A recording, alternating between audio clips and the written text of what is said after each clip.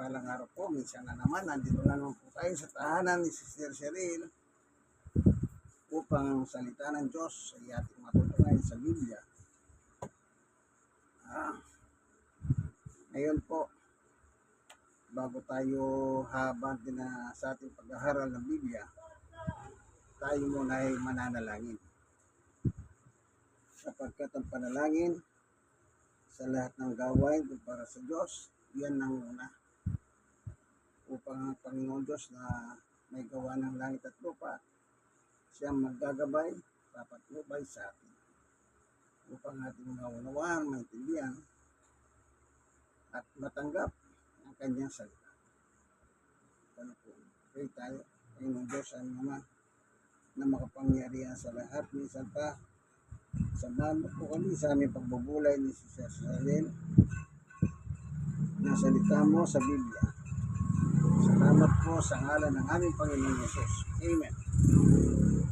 Mga kaibigan, nanonood ng video ito. Ang ating pong bansang Pilipinas ay nasa kadiliman. Ang mga nilalagay nating mamumuno mula sa presidente hanggang barangay level at saka yung ina-appoint ng mga presidente ng iba't ibang mga institusyon ng gobyerno upang pangasiwaan nila. Dapat po, pagka politiko ka, nanalo ka na, lahat ng kalaban mo, yakapin mo sila. Yakapin mo sila. Hindi eh. Ang nangyayari po, ngayon lumilitaw ang tunay na kulay ng mga politiko. Saan ka nakakita ang batas ay nilalabag na nila? Impeachment, nilalabag nila. Meron na pong batas sa impeachment sa saligang batas.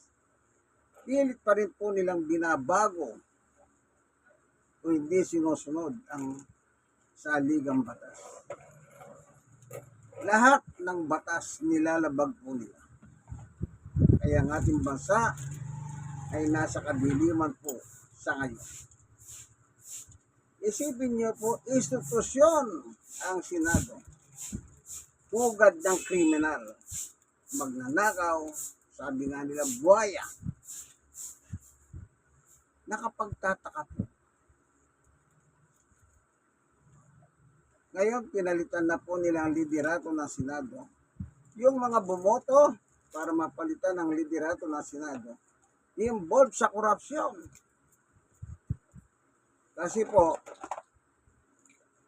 na umaasa sila, pag napalitan nila yung liderato ni Soto, lahat ng involved, baka hindi na po mahungkap. Sayang po ang pera ni Juan de la Cruz. Sabi nga ni Pastor Benny Abante kay DP Sara, hindi pera ng gobyerno ang nilulustay mo. Pera ng taong bayan, sabi po ng pastor, nabi kongresista ng 3rd district ba? Opo, sa Manila, na si Congressman Pastor Benny Abante. Kapag ang isang bansa po ay ganyan ang nangyayari, ang kawawa po yung tayong mga sibilyan nasa ibaba. Dahil po sa kagagawa ng mga politikus nito. Ayaw po nilang maging matino ang ating bansa. Gusto po nila sila ang maghari. Naalala niyo ba nung tumakbo si Bongbong at si Sara? Nanalo sila. Majority.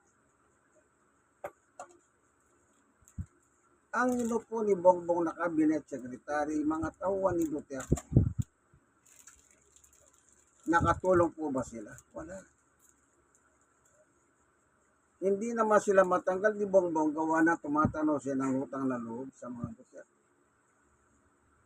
Kaya inayaan na lang niya na isa-isa magsisipag-resign.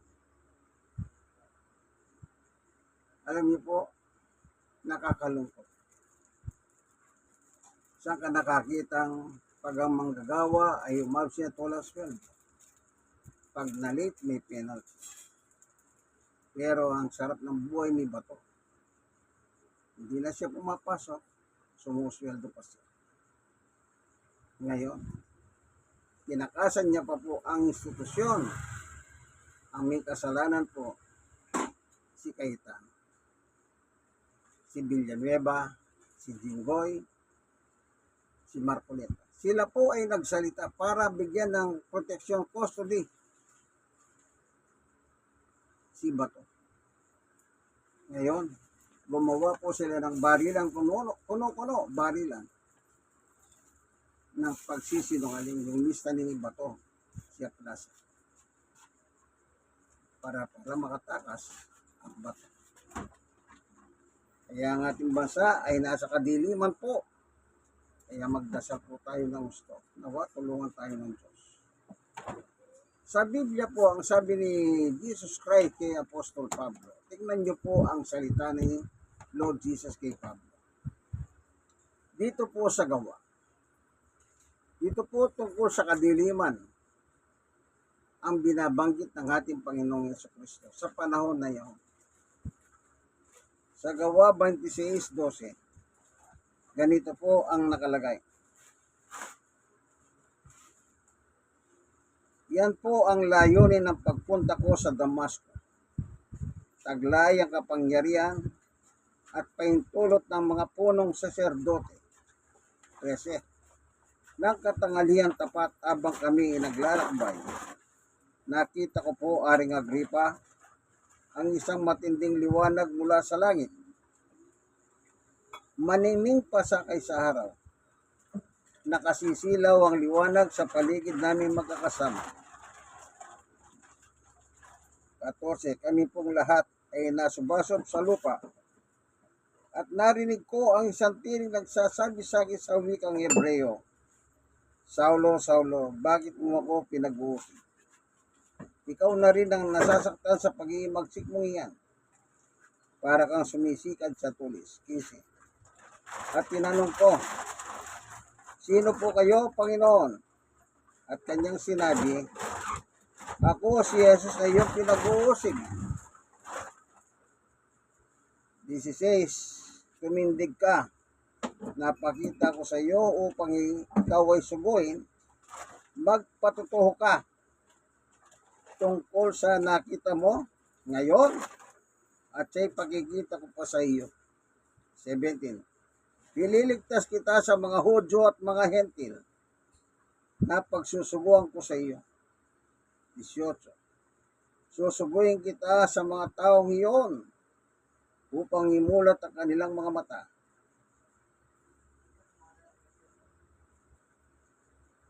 Imulat ang kanilang mga mata. At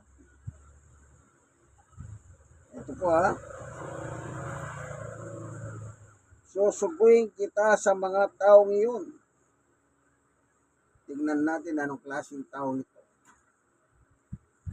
Upang imulat ang kanilang mga mata, ibalik sa kaliwanagan mula sa kadiliman at sa Diyos mula sa kapangyarihan ni Satanas at sa pamamagitan ng pagsampalataya nila sa akin.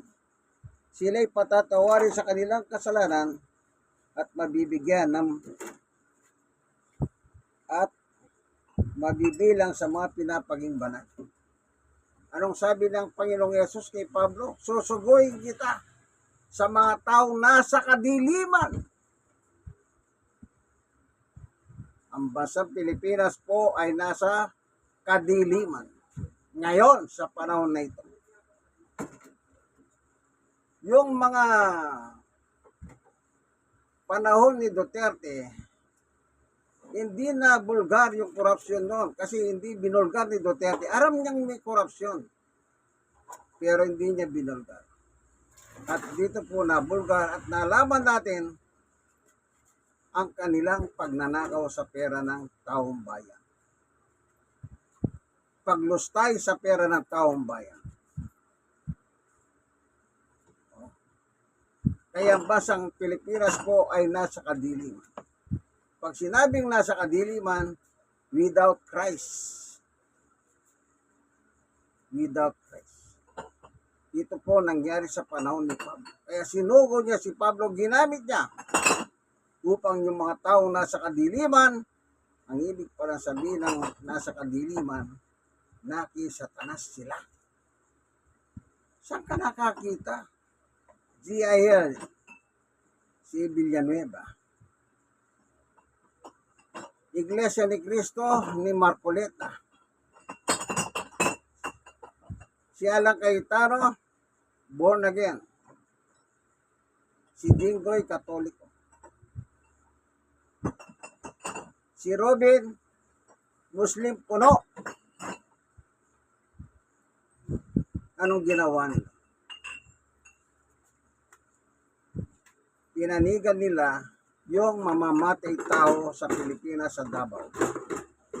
Ayon sa datos ng Philippine National Police sa panahon ni Bato, yung kanyang tokang at EGK na pinatupad niya sa hutos ni Duterte. 30,000 ang naka-record po. Datos Meron pang hindi naka-record dyan. Pero yung nakuha po ng PNP, 30,000. Ang pinapatay ni Duterte at ni Bato. Doon sa video na pinalabas po sa ICC ng mga prosecutor, doon ko napanood po yung mga video. Anong sabi ni Duterte? Patayin nyo. Ganyan nyo silang lumaban para mapatay nyo. Ano naman sabi ni Bato sa kanyang video? Patayin ninyo. At tsunogin ninyo sila. Isipin nyo. At nung tawagin po nila sa 19th Congress si Garma, ibinunyag niya, may bayad pala ang pagpatay. Pag pulis ang pinatay mo at mga government official, malaking-malaki po ang pera. Pero kung yung mga pusher lang dyan, user lang dyan, hindi gaano kalakihan. At inamin po ni Bongo yan sa kanyang video na talagang may bayad dyan. Kasi si Garma po, isinangkot niya si Bongo at si Leonardo na siyang higat yaman ng pera ng tokang at inamin ni Duterte yan. Na si Leonardo, member ng Iglesia ni Cristo. Isipin niyo po yung ginawa nila. Ngayon, ang taong bayan po ang nagsasuffer. Yung mga biktima ng EGK, pinatakas po si Bato, nasa kamay na ng Senado, pinabayaan pa nilang tumakas. Wala daw warrant of arrest. Anong walang warrant of arrest? Kaya nga inuuli siya dahil meron siyang warrant of arrest ng ICC.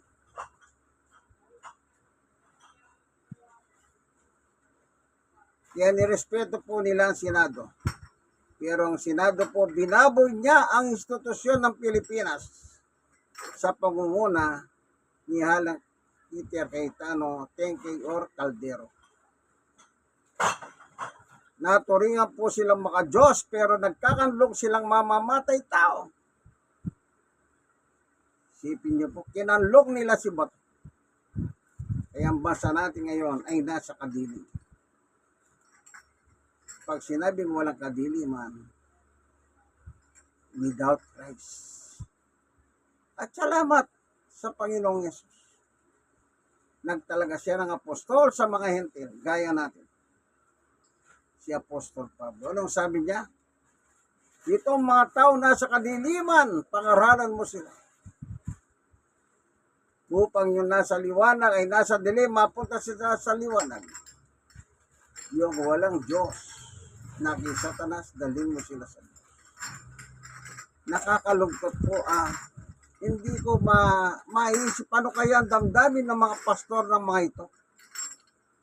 Kagaya ni Robin Padilla, Muslim daw siya. Gano'n ba yung mga Muslim? Kayong mga Muslim. Naalala ko po, nag-rally si Wally Carbonell, isang Muslim daw siya. Nung araw minumura niya si Binoy. Hinahamon niya mga Duterte barila sa luneta. Nung isang araw po nagrally ang mga Duterte supporter. Nandun si Carbonell. Kaya pinaiya siya ng mga tao. Ikaw na humahamon sa mga Duterte, ngayon nasa Duterte ka. Kaya sabi ko tama ang sinabi ng mga tao sa kanya. Yung kanyang mga video, kung mapapanood nyo po, walang laman kundi maghamon. Inahamon si Duterte, nung nandito pa si Duterte, ng presidente pa.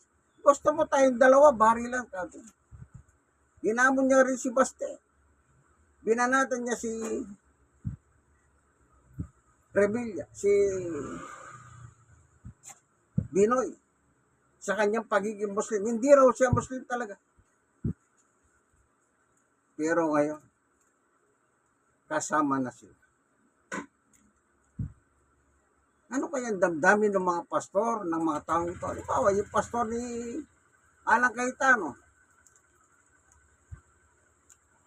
yung pastor ni Joel Villanueva, ay tatay niya pala yung pastor niya. Si Back against corruption. Pero tahimik po si Villanueva, yung tatay na Villanueva. Hindi siya kumikibo sa korupsyon sa panahon ni Duterte. Hanggang ngayon, hindi pa rin siya kumikibo.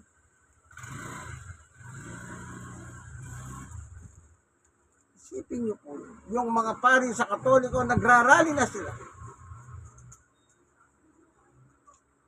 Ano kaya ang damdamin ni Jinggoy ng isang Katoliko? Ala silang respeto sa kanilang leader sa simbahan. Kaya, pag ang bansa natin ay nasa kadiliman, tuwan-tuwa ang dyablo. Kaya, lagi ko po sinasabi, magdasal po tayo. Tingin natin ang tulong ng Diyos. Paliwanagin niya ang kanyang mukha sa bansang Pilipinas. Dali niya sa hustisya ang lahat ng mga involved sa corruption. Paglulustay sa pera ng taong bayan. Alam niyo po, wala tayong political color. Ang sinasabi ko, yun nasa Biblia. Kaya sabi ng Panginoong Jesucristo kay Pablo, puntahan mo ang mga taong nasa ilalim ng kapangyarihan ni Satanas. Dalhin mo sila sa Diyos. Nasa kadiliman, dalhin mo sila sa liwanag. Ang tanging magagawa lang po natin, ibahagi ang Panginoong Yesus sa mga tao. May pinakita pa po sila doon sa Senado, paluhod-luhod pa si Alan Cayetano, nagdadasal, nakaluhod pa. Kaya ngayon, binabati ko siya. Paluhod-luhod ka pa. Nanganlog ka ng isang international fugitive. Pumatay ng 30,000 na kababayan natin Pilipino.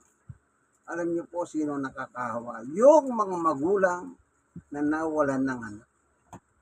Ako, hindi po ako laban sa droga. Hindi ako kontra sa droga.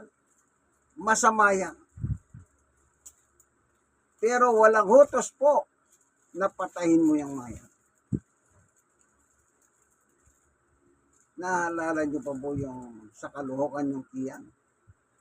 Ano sabi ni Duterte? Mga pulis, sagot ko kayo. Ngayon Duterte, sagutin mo ang buhay nila ngayon. Nakakulong sila ng habang buhay yung 3 pulis sa kaluhukan. Dahil sa pagpatay nila sa inosenteng batang si Kian. Isipin niyo po yan. Kaya pala pilit nilang inahagaw ang Malacanang kay Bongbong dahil meron pala silang ginawang mga pagnanakaw na bahon ng Pilipinas dahil sa pagnanakaw ng Duterte. At inamin po yan sa kanyang video. At inamin niya ang mga pagpatay niya sa video. sa ICC. Anong sabi ni Matandang Duterte? Sundalo, nanawagan siya, pulis. Meron tayong Pangulong Bangag. Yung po pala,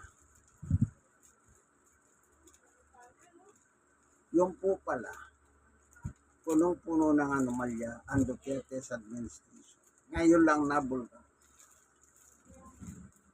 So, kailangan talaga natin ang ating Panginoong Yesus. Kaya kayong mga nanonood ng video, magbasa po kayo ng video, ay ng mga Biblia. Sa social media, nakikita ko po ang mga member ng Iglesia ni Cristo. Kapag ang mga kandidato nila ay binabatikos, nagagalit sila. Kahit magnanakaw sila. Kagaya ni Marcoleta. Anong sabi ni Ping Lacson? 500 million. Dapat ipaliwanag mo yan. Ginoong Marcoleta. Hindi niya po pinaliliwanag. Binabanatan niya lang si Lacson. Pero yung 500 million, ayaw niyang ipaliwanag. Ano yan? Sa social media, pag pinost mo yung mukha ni Marcoleta, nagagalit ang mga member ng Iglesia ni Cristo. Bakit? Hindi nila matanggap ang katotohanan. Dapat maging transparent po tayo. Ano man ang reliyon natin kinabibilangan. Buti pa yung eskwela ang pinag-aralan ni Loren Regarda. Binaklas na po yung litrato niya sa kanilang paaralan kung siya nagtapos. Kinasusuklaman siya, sinusuka siya ng eskwela kung siya nagtapos. Hindi niyo po ba alam, mayroong 1 bilyon si Loren sa project niya ng flood control. Hindi mahami namin ng kanyang anak yan nang in-interview yung anak niya. Yung nanay mo, sabi nila sa kanya, hindi niya sinasagot. Pero hindi siya nilubayan na nagtatanong sa social media na radyo ang korpola. Magkano? Wala na hindi na makatakas. Sabi niya, 1 bilyon. 1 bilyon, kaibigan, ang inamin na kanyang anak na kongresista sa Batangas. Isa rin pong Duterte. Yan po, nagdala ng kadiliman sa ating bansa. Ipag-pray po natin ang ating bansa. Nawa, mahawa ang Panginoon Diyos sa ating bansa. Sino si Bato? Co-perpetrator ni Digong. Si Digong ang nag-uutos, ang nag-execute si Bato. Sayang ang pagkakataon. Sabi nga ng mga ibang abogado, dati PNP chief ito, ba't tumatakas siya? Ba't hindi niya harapin kung may kasalanan siya o wala? Doon po pala sa ICC, The Hague, the Netherlands, marami rin po palang napapawalang sala doon. Mga matataas na leader ng bansa na dumahan po sa hearing. Anong kinatatakot ni Duterte? Anong kinatatakot ng kanyang chutswa, si Bato? Ba't hindi nila harapin? Kung wala silang pagkakasalang pinatay na tao, lalaya sila. Kaso meron na . Alam niyo naman po ang isang kriminal, walang gagawin niya kundi tumakbo. Kaya, run, Bato, run. Sabi po sa social media. Sige po, hanggang dito na lang ang ating video. Tandaan niyo po, bilang mga simpleng mga mamamayan, tayo po ang pinakakawawa dyan. Bakit? Ang mga politiko mayayaman yan. Tayo, wala tayo yan. Politiko, magnanakaw yan. Tayo magnanakaw rin. Pero, kung magnakaw sila, Hindi piso. Milyon. Kung ang pagkareno ng Pilipino magnakaw, libo-libo lang. Ako, wala akong inaano dito. Pantay tayo dito. Salamat po, Panginoon Diyos, sa iyong patuturo sa amin. Nasa panahon ni Apostol Pablo, ang mga tao noon nasa kadiliman din ng mukha. Na gaya namin ngayon na nagdaranas ng kadiliman ng Pilipinas. Mahawa ka sa aming bansa, Panginoon Diyos. Pagliwanagin mo ang aming bansa. Dali mo po ang mga may kaso sa gobyerno upang sila po ay malitis at kung wala silang kasalanan, sila ay ma-absent at kung sila man po ay may kasalanan, dapat lang nila pagbayarin sa ilalim ng batas. Salamat po sa pangalan ni Jesus. Ito po inyong kaibigan kay Jesus, Brother Manny Bautista. Wala po tayong political color. Kung binanggit ko man ang pangalan nyo, magpaliwanag kayo po sa akin. Kanya lang, sagutin nyo mga birada sa social media sa inyo. Ito po, God bless us all. Bye.